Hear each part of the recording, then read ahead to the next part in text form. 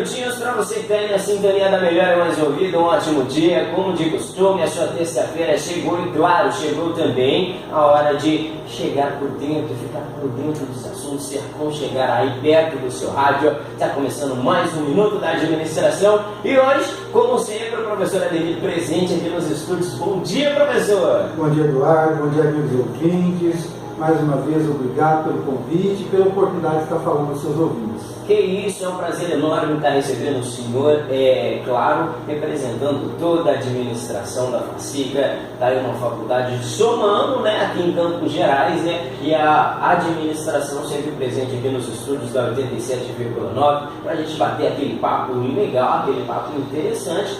Claro, invadindo aí a sua hora nobre do almoço, né, já vamos pedindo licença para você, querido ouvinte que está aí na sintonia, mas chega para cá, se aconchega, porque hoje, né, o professor, a gente fala das macro tendências mundiais, não é isso? Verdade, Eduardo, amigo ouvinte, você que está aí pensando como vai acabar 2018, o pessoal já está trabalhando 2019 e propondo tendências para 2030. Essa é a pauta de hoje, né? Pois é, né, professor? Como o senhor mesmo disse, o pessoal está aí pensando em como acabar 2018, né? Esse pessoal por aqui já está lá em 2030, né? Verdade, isso é importante, Eduardo. A gente tem alguns marcos na linha do tempo do ano, né? O ano começa, de fato, o ano que vem começa de fato agora, em outubro. Agora nós temos as reuniões de planejamento, a reunião de produção, e essas tendências ou essas vertentes que o mercado está propondo para nós, elas caem como um par de luvas para que nós possamos orientar as nossas empresas, o nosso comércio e demais ações agregativas para o nosso negócio.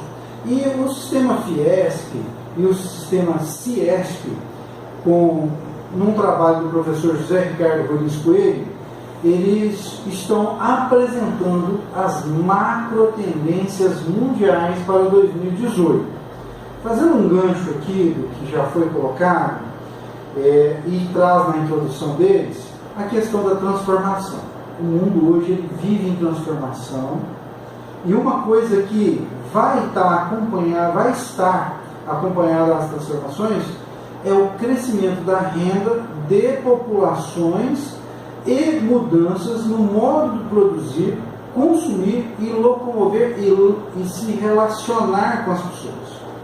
Sim, claro, eu até estava vendo um estudo na internet que daqui centenários, assim, 100 anos, 200 anos, o pessoal fisicamente vai, consequentemente, ter a cabeça maior, vai ter um jeito, literalmente a cabeça maior por conta de crescimento cerebral, por conta de conhecimento mais acumulado e, como o senhor mesmo disse, né, diferentes tipos de se locomover, de se relacionar, isso está sempre em constante crescimento, né, professor?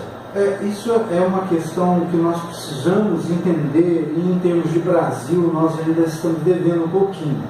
Por exemplo, nós ainda utilizamos o modal rodoviário.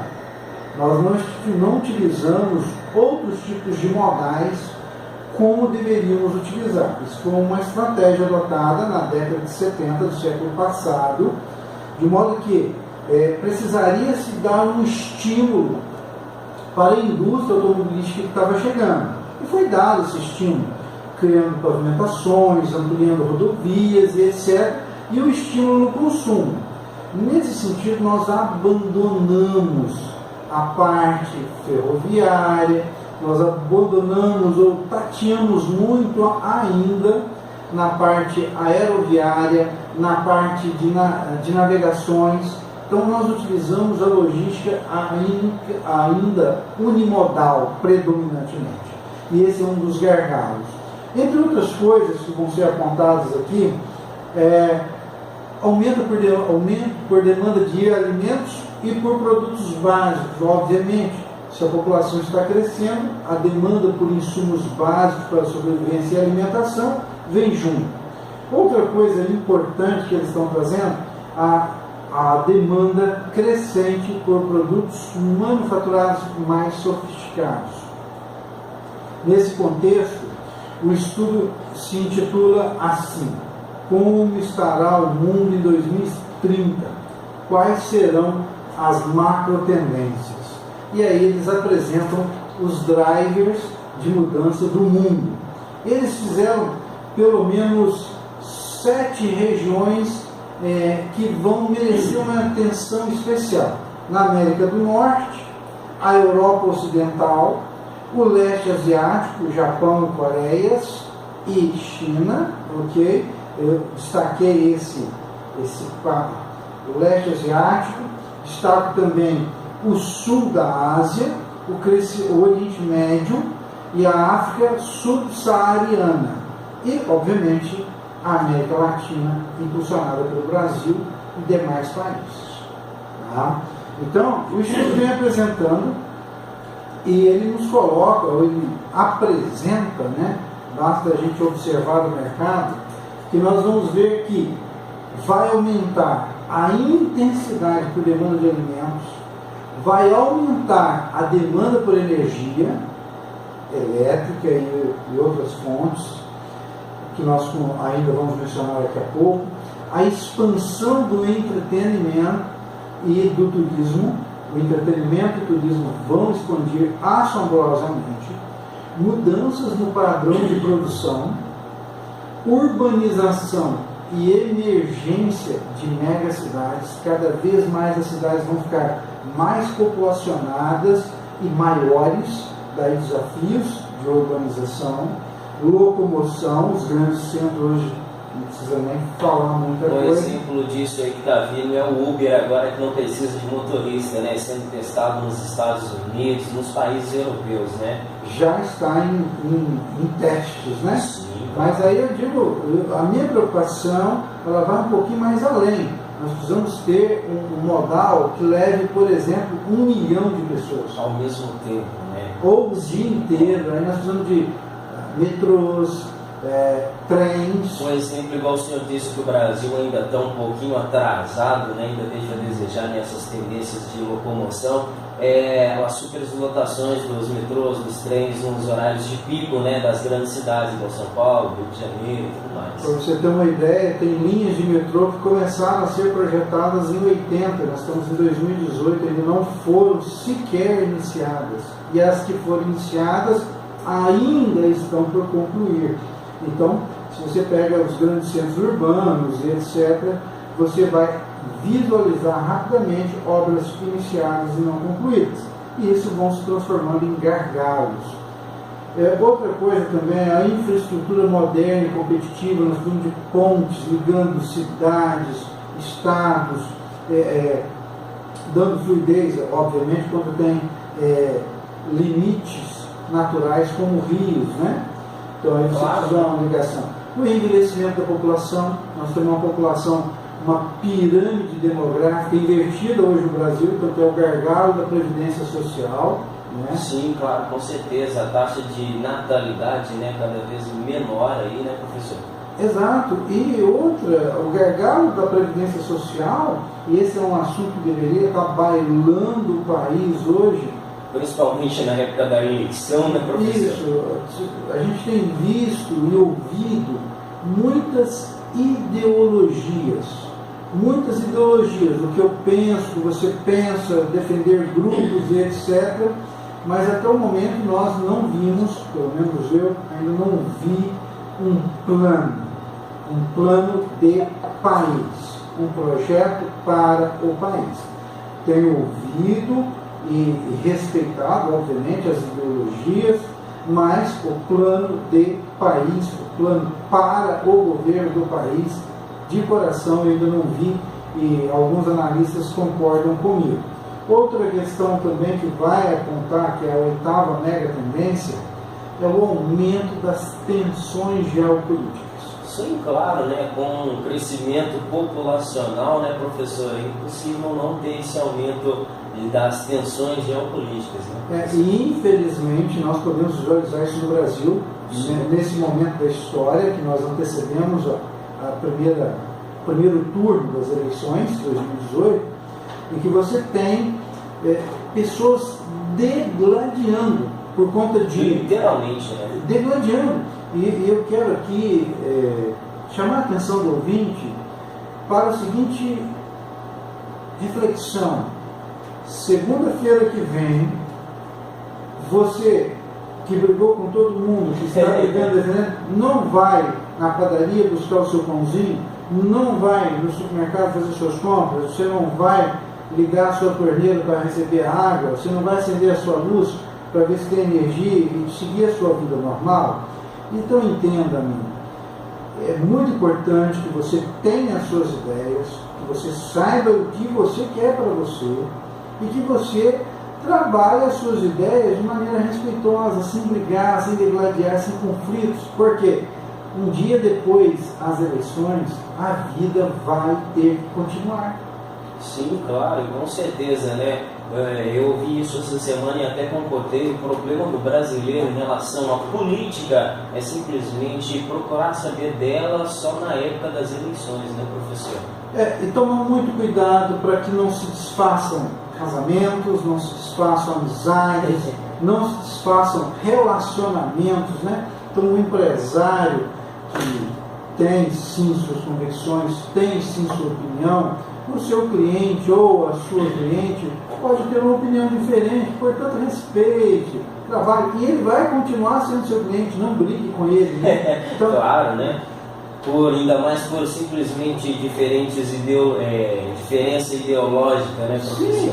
E voltando aqui ao nosso assunto, né, professor? Com o crescimento da população, obviamente, também crescerá a demanda por os alimentos, né, professor?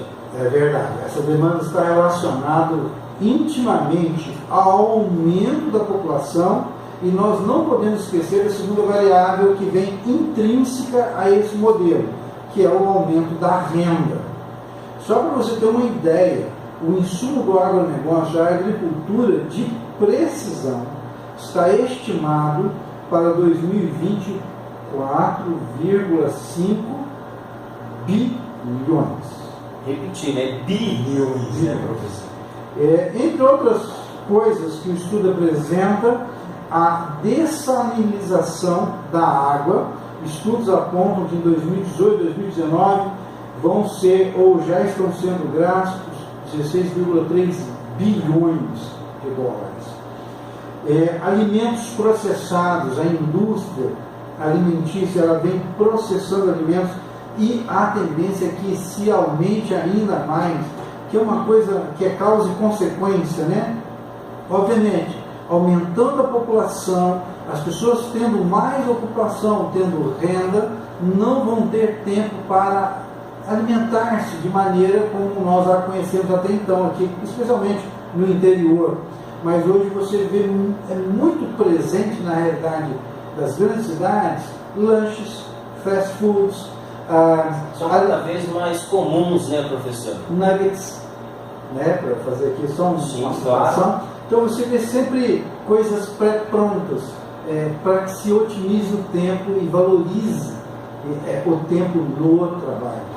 Com certeza. E professor, o Brasil como um país que vive sobre o agronegócio, com esse crescimento alimentício, vamos gerar mais oportunidades, não é isso? Exatamente, mas aqui lembrando que essas oportunidades serão oportunidades de negócio, né? Nós até falamos isso no programa anterior com o professor Leandro Bassotto. A introdução de tecnologias no agrobusiness vai diminuir o volume de massa humana lavrando, mas vai criar em contrapartida um volume de empregos com agregação de conhecimento. Resumindo, o êxodo rural, né, professor? Vai acontecer o êxodo rural, está acontecendo a todo momento, né? Mas a gente tem que observar que aquele pequeno produtor, o empreendedor do pequeno negócio agropecuário, ele tem seu espaço uma vez que ele use a tecnologia a seu favor. Nós falamos muito com o professor Leandro Bassotto no último programa, a questão da sucessão. Os filhos aproximarem dos pais para que eles façam essa ponte, essa conexão entre o saber empírico dos seus pais e a conexão com o mundo digital que eles vivem agora. Isso vai ser de suma importância para a sobrevivência do agrobusiness da sua família. Com certeza, né, professor? E com essa super aula a gente vai terminando o primeiro bloco do nosso Minuto da Administração. Você que tem na sintonia contínua colado, já a gente volta com, claro, mais um pouquinho desse bate-papo bem interessante. Então não sai daí não, viu? 11h35, estamos de volta. Você que está aí na sintonia da 87,9, muito obrigado por ficar aguardando o nosso retorno por aqui nas ondas, na sintonia da 87,9, né, professor? Obrigado, amigo ouvinte, por permitir que nós entremos nos seus lares, nesse horário nobre do teu almoço, da tua família. Alguns estão aí em restaurantes, estão trabalhando ainda. Obrigado por permitir que a gente está falando com você. Voltando aqui, Eduardo. Vamos lá. O outro item, aumento por demanda de energia, que nos parece causa e consequência também, aumentando a população, mais pessoas nos centros urbanos. Claro, aumentando a tecnologia, né? A tecnologia em si é um consumo enorme, exorbitante de energia, né, professor? Exatamente. E aí nós vamos ter um aumento natural por energia. E mais uma vez esse país é agraciado por Deus, porque nós temos condições geográficas, climáticas de oferecer energia eólica, solar, fotoelétrica, né? Hidráulica, e nós ainda temos as termoelétricas ainda. O Brasil realmente, mas há uma pressão no mundo e uma pressão também em cima dos recursos para que se crie fontes renováveis de energia. E o Brasil, mais uma vez, o país tem uma das maiores potenciais energéticos de fontes renováveis do mundo, principalmente hidrelétricas. Veja, por exemplo, o fato dos nossos reservatórios de água potável, Furnas, entre outros reservatórios, estarem não tão críticos, é o fato de nós estarmos recebendo energia de Belo Monte, por exemplo. Nós estamos recebendo energia da hidrelétrica de Belo Monte, abastecendo todo o Sudeste, e faz com que, nesses períodos agora que vão se iniciar as chuvas, nossos reservatórios não estejam tão críticos quanto se imaginaria. Também o potencial de produção de máquinas e equipamentos para geração e distribuição de energia renovável, entre outras coisas. Nós temos aí as lâmpadas de LED, né? Que você tem um consumo cada vez menor, e outros assuntos. O país também praticamente ainda não utiliza energia solar. Olha só, imagina quando começar a utilizar, né, professor? E olha que a energia solar é só colocar os painéis fotoelétricos, fotovoltaicos, né, essa expressão que eu tentei usar mais cedo, fotovoltaicos virados, você consegue manter dentro de uma regularidade o abastecimento. Em alguns casos, você baixa o seu consumo de energia quase a zero, né, utilizando energia solar. Pois é, aqui em Campos Gerais tem um exemplo, né? Um morador ali do bairro da rua, eu esqueci o nome da rua agora, mas ali do bairro Jardim Alvorada, Céu Azul, por aquele meio ali, ele próprio criou um gerador solar, né? Vamos assim dizer, para o chuveiro da casa dele, olha só, feito de litro PET. Poxa, basta que nós nos debrucemos a encontrar soluções, e o brasileiro dá um show nessa área. Pois é, né? Pois é. Nasce com um espírito empreendedor ali, um espírito criativo instalado, né, professor? Com certeza. Parece que até nisso Deus abençoou também esse povo. E claro, professor, aí voltando a falar do nosso tema, do nosso assunto, com o crescimento populacional, crescimento de tecnologias, cada vez mais crescendo, né, entretenimento e turismo, né, professor? Verdade, essa, obviamente, com a mecanização, aliás, esse termo já está defasado, com a robotização, com a automação dos processos, as pessoas vão ter mais tempo.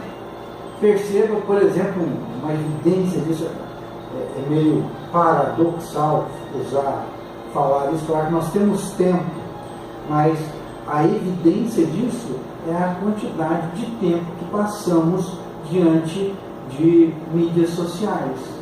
Se você pegar, estudos apontam que, em média, o brasileiro gasta 3 horas dia nas mídias sociais.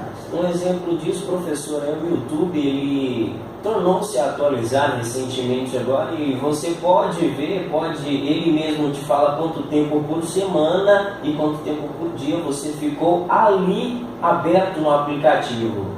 Olha só. Para você ter uma ideia de como que nós temos tempo. Agora, a grande pergunta é: como gastamos o nosso tempo? Essa é a pergunta que toda pessoa, empresário ou não, indivíduo, deve fazer. Como eu gasto o meu tempo? Como eu uso a tecnologia? Eu uso a tecnologia ao meu favor? Aí cada um faça a sua reflexão. Ok? Ou eu uso a tecnologia a favor dos outros, né?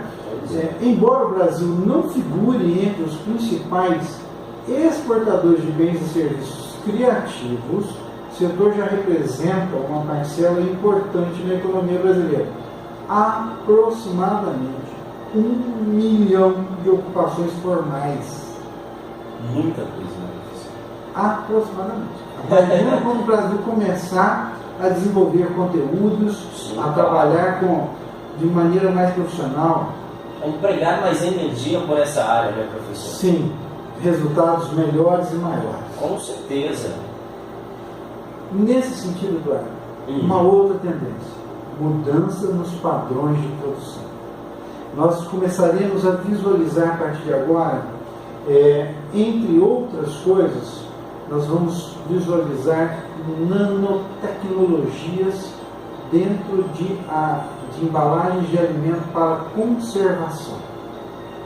Olha só, onde está indo a tecnologia, né, professor? Já chegou. Crescimento econômico demandará maior consumo energético, produção com maior eficiência. Nós ouvimos muito nos jornais hoje a competitividade. Nós temos que ser competitivo. O competitivo, aqui ainda aprendemos como fazer melhor. Mas não adianta nada eu ter uma indústria ou uma agroindústria se eu não tiver estradas para escorrer essa produção, se eu não tiver locais para armazenar, se eu não tiver pessoas capacitadas para negociar, se eu não tiver pessoas desenvolvendo mercados, se eu não estiver desenvolvendo produtos, marketing, merchandising, franchising, logística integrada à produção, logística ao escoamento. Então eu preciso ter modais diferentes. Nossos portos ainda, infelizmente, hoje alguns navios cargueiros já não conseguem atracar nos portos. Então o navio chega no Brasil, mas não consegue atracar no porto. Aí você tem que fazer a contratação de uma outra embarcação menor para trazer o container, para depois chegar no porto, para depois ir. Então você tem todo um embarque, desembarque desnecessário. E outra, imagina também o produto final desse produto que precisou ali chegar no navio, ter que contratar outro para buscar aquele container, né, professor? E assim sucessivamente chegando aí você, a consumidor, com preços exorbitantes, né, professor? Vai, porque isso aumenta o custo, né? Com certeza. Isso muitas das vezes nós ouvimos nos telejornais, nos radiojornais, né? Sobre custo Brasil. Quando se fala de custo Brasil, nós estamos falando desse custo que não está intimamente ligado à produção do bem ou serviço, mas ao escoamento e à sobretaxação exigida, diferenças tributárias de estado para estado, diferenças tarifárias de pedágio, por exemplo. É um exemplo claro, né? E aí você tem uma série de coisas que chamam a nossa atenção e que diminuem a competitividade. Não porque não saibamos fazer, é porque nós não entregamos aquilo que já deveria estar entregue. Você vai na Europa, você vai nos Estados Unidos, por exemplo, você tem empresas de logística em que, se você comprar um produto em Oklahoma e você for para São Francisco, por exemplo, ele chega em 12 horas, 24 horas para você. E é um custo bem baixo. Bem baixo. Aqui no Brasil você faz uma compra de um estado para o outro e demora 3. E nós estamos rindo porque nós estamos demorando 2 dias para entregar. Tem situações que demoram semanas para chegar.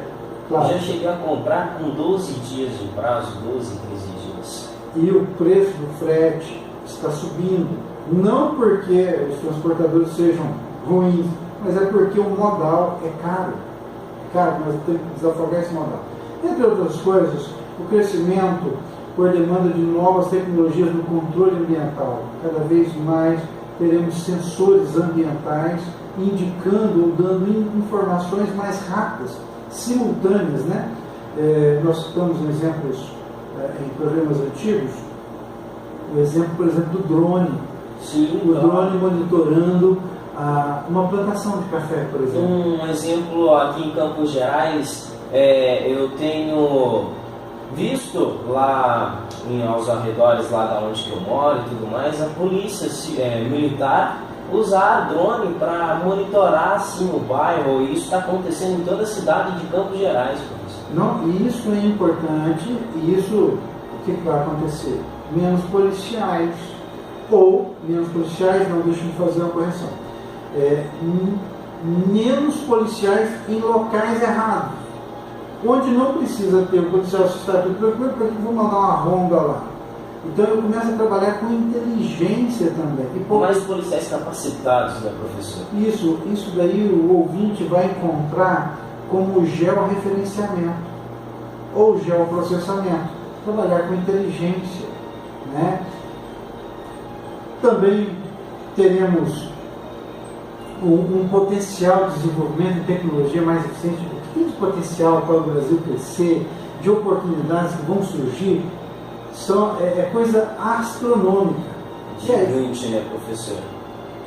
Imagina só aí o que o nosso Brasil, com tão pouco, né, vamos assim dizer, organizado. Tão pouco organizado. Imagina assim quando estiver tudo nos padrões, tudo nos conformes, como o professor mesmo já disse, a nossa localidade geográfica favorece na produção de energia, favorece na não acontecer catástrofes naturais, né, professor? Não, eu fico assim, imaginando se algumas catástrofes naturais acontecessem no Brasil.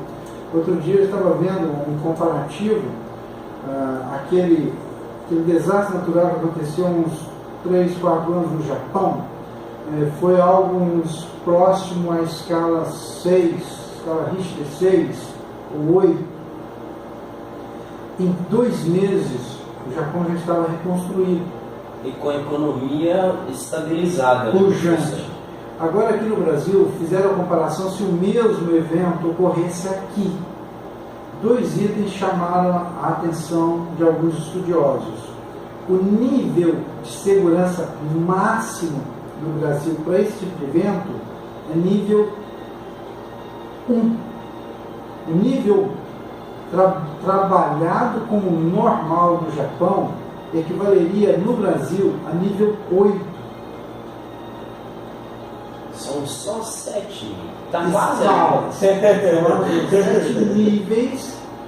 níveis de. Imagina aí você jogando o joguinho do Super Mario, no Super Nintendo, que não tinha como salvar, e faltando 7 níveis para você zerar, acaba a energia. É mais ou menos por aí, tá?